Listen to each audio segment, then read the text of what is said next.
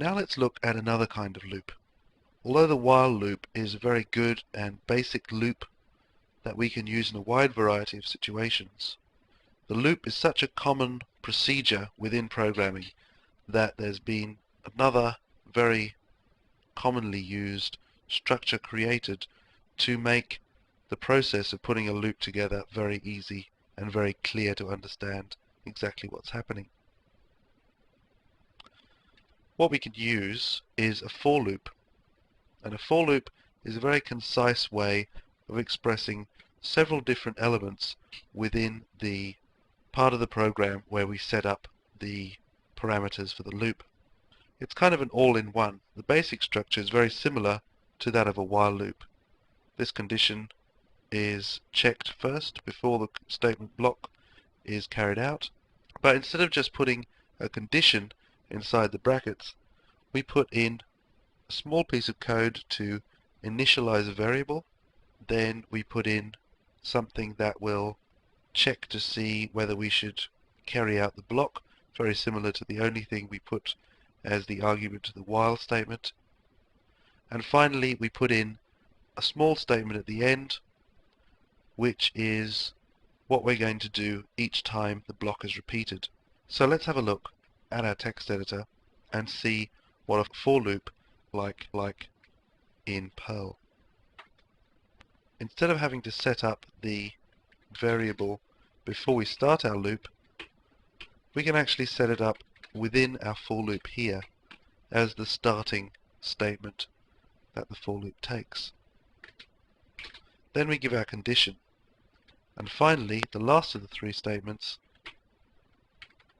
is the iterative statement in this case.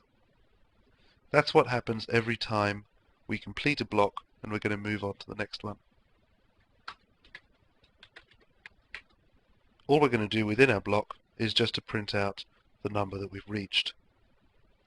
If we move over to our command line and test, we'll see that this for loop does a very similar thing to what we're able to do with the while loop. However, it's easier to see at a glance exactly what this for loop is doing once you get used to the syntax of for loops. That's because everything is contained in this line. The initialization, then the condition that has to be met for the block to be repeated, and then what happens every time we iterate over the loop. All of these statements could be pretty much whatever we like.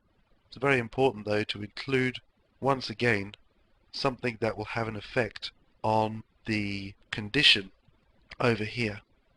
For instance, if we change this to reducing the number of I by 1 rather than increasing it, and then try to run our loop, we would be getting very quickly into high negative numbers, and there would be no prospect of ever escaping from this loop, unless of course we break out of the program. So we need to be sure that what we're doing makes sense within the context of our loop.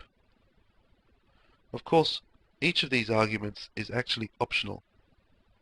We could, for instance, use our for loop simply as an infinite loop by default and only put in those statements that we want to use. For instance, just the condition. In this case, we're using our for loop exactly like a while loop.